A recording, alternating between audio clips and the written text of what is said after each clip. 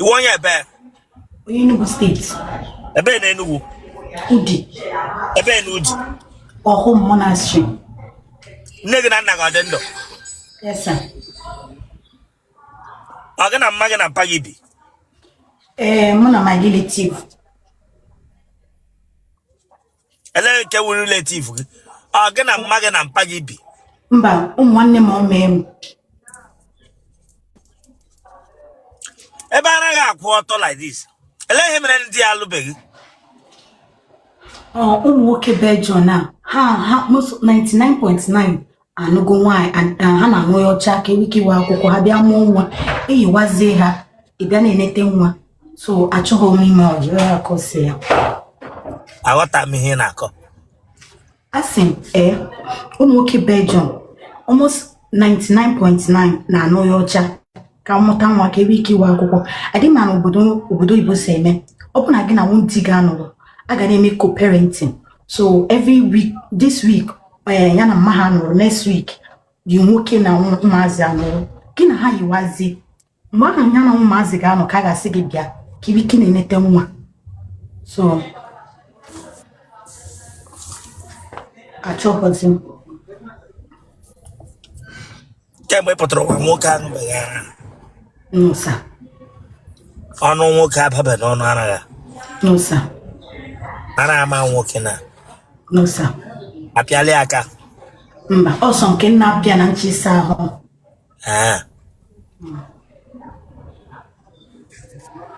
Mama ọbịa wonye nu ara ya dị nsọ. Ara dị nsọ. Ara dị nsọ. Ị gara ụlọ akwụkwọ mahadum? No sir. Akwị mana ihe ọbụla m mere ebe a ga-aba na social media niile. Yes sir. Ngawa n'iru jụwa gị ajụjụ. Yes sir. Ebere gị ugwu? Sir? Ebere gị ugwu? Ele otu isi mara na ebere gị ugwu ebe ị sị na enwebe onye ṅụrụla gị ara? Nna asa ya nna ama na ebere m ugwu. Ele otu isi mara na ebere gị ugwu ebe na-enwebe onye metụrụla gị aka n'ara? Amaghị m na bụrụ mgbe nna asa ya ka nna ama. Oke, na-asị ya nwere ihe na-ahụ ele otu ọ na-adị? Ọ na-adịkwa ka n'ọma ọ na-ọrụme ọ na-adị ụna ị na-asa ya. Ọ jọrọ njọ ka ọ takụ m n'eze? Ọ ka pempenu ọ mepebe o were gara ya so ka ọ na-aka nka na-asa ya. Iji ahụ iri ya? Mba. Ọ ile ya apụta gasị na onwe mgbe nwoke ji amị ya ka o ji apụta kịta ọ na-ewu ya kpara ọpụtaghị. Enwebeghị ire? Yo, tem yo. Ara agane ikpugo ọtọntọm. Ọ baba blue ibranga bịa na-aracha. Onye riri eri. Nke my screen na Otele gị. Ọ gị ka m jụga Chineke agba gị ọkụ. Nwa bingo.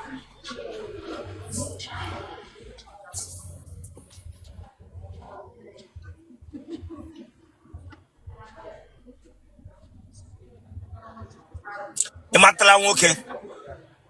Ta? Ị matala nwoke? Mba sir. Ebe ị nọ Belgium, ele ụdị nwoke chọrọ nwoke nọ be anyị ka nwoke nọ na Belgium?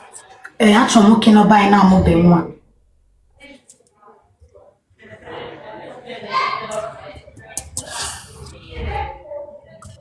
Gịnị ka akpọghị gaa Belgium gị ma ọ bụ ka ị gara ịgba? Ntị m ọ mụrụ nwa Chiama nna eneti ya nwa mana na-arụkwa ọrụ nke m. Ele ọrụ ị na-arụ? Na-akwa akwa nwoke na-akwa ụmụ nwaanyị na-arụ unisex. Eji ata gị na nrọ? Mba. Iji anụ ụtọ aka na-eme ka onye na-apụ apụ? Mba. Ụmụnne gị ọ dị ole? 5. Enwere nke na-aṅụ goof? Mba.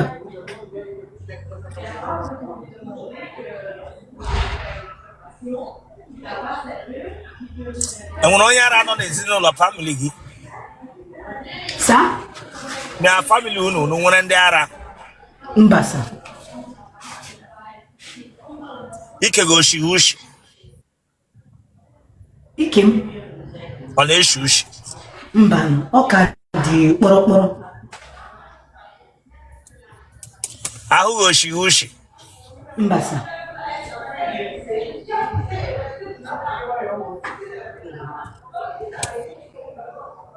Genotype gị. AA. Blood group gị. O positive. Kpọọ phone number gị. Ịwọchịchalịa kwa izu ole ike ịwọchịchalịa. Mana ịdị wicked. Come on, subscribe for that place. So you can subscribe or Chineke agbago. Subscribe or like ya share ya. Awara ya agbago. Ịwọchịcha ya get back. Get just know what ya taku shares again for what? Subscribe or for this place Chineke agbago. Ewe kam o telephone. But phone Igbo number gị n'ishi. Ngwa ka mkpọ nke Nigeria mọ nọ na WhatsApp 07 1139 4772. Gbara ya. Sir? Gbara ya. 70 070 1139 4772. Ịbara nga for interview. Yes, sir. Akwe mana ihe ọbụla m mere nga ga na social media niile nga adịrị ume wege interview. Yes, sir. The way phone na la ke pilot talking la ma. Okay.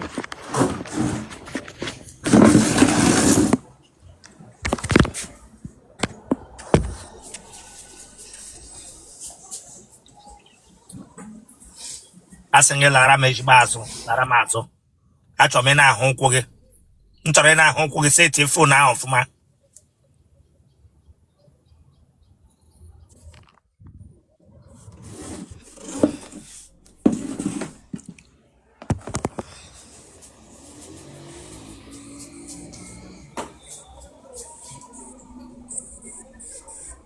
Aka ga na-anọtụ n'ala. Aka ga na-ewetu n'ala. Eh? Aka ga na-ewetu n'ala. Sorry, sir.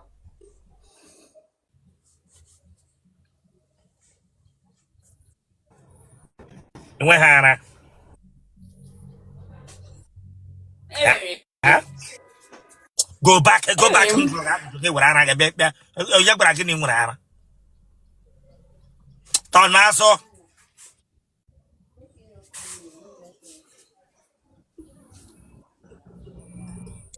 Chief ntutu gị ahụ azụ. Front.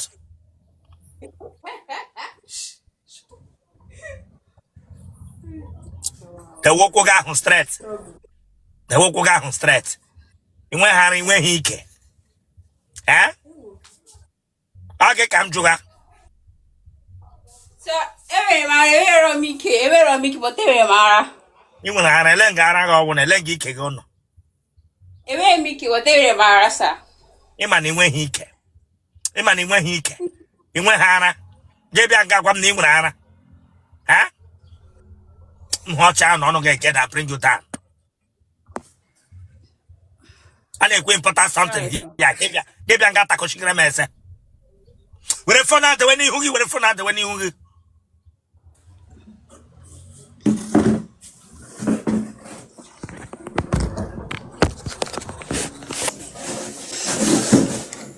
I need important something. Give you got a coaching mess. Lord told the knock up. I said, damn you. You chapre come, Ebranga, Beata Coaching Remeza.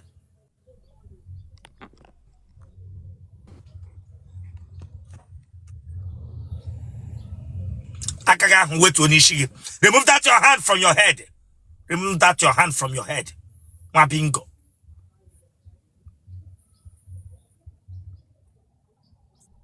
Bokishezeri.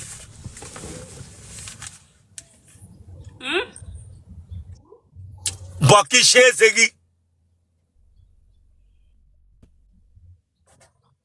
See me pese. Bow lady ready. Sorry, I'm not in you. Oh, my first time, oh.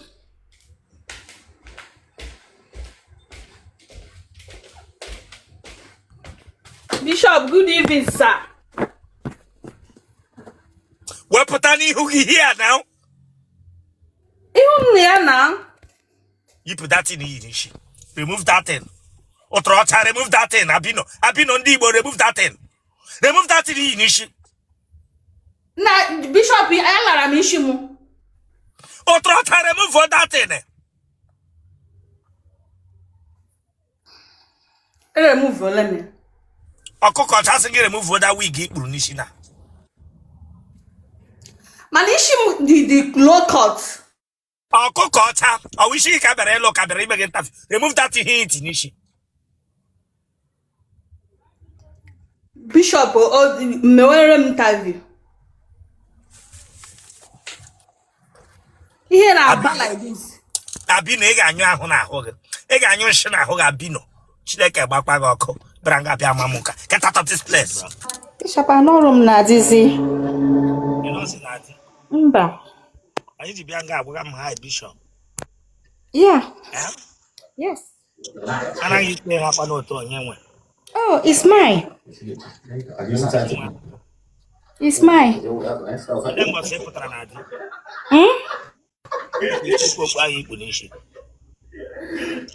Why? Remove that cap from your head. Weapon kegi first.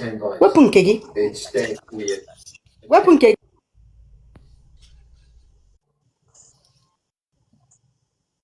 Hello?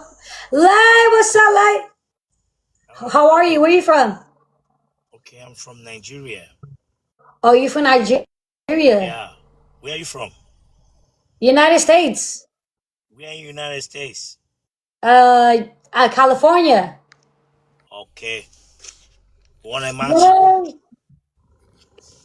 Hold on, give me one quick second. Lai, thank you. Hold on. You like Nigeria?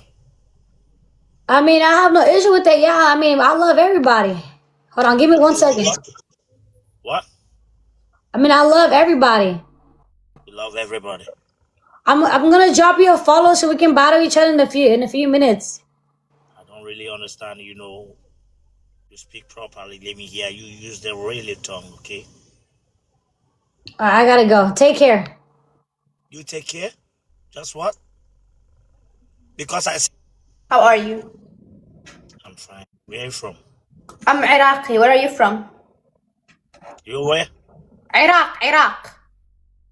Iraq? Mm-hmm. Okay. Me, I'm a Nigerian. You live in Nigeria? Yeah. Oh, that's cool. That's nice. Yeah, why not? So you married? Yeah. So how many years of marriage? 2. 2 years? Mm-hmm. You have kids? No, not 2 yet. years. 2 years, no kiss? Yeah, we want to first finish this house and then we will have kids, inshallah, if God wants. What are you cooking? My husband cooked. My husband cooked. Yeah. If my husband don't cook, I won't marry him, you know? If your husband don't cook, you won't marry him. No, of course not. He needs to cook and clean. What is this?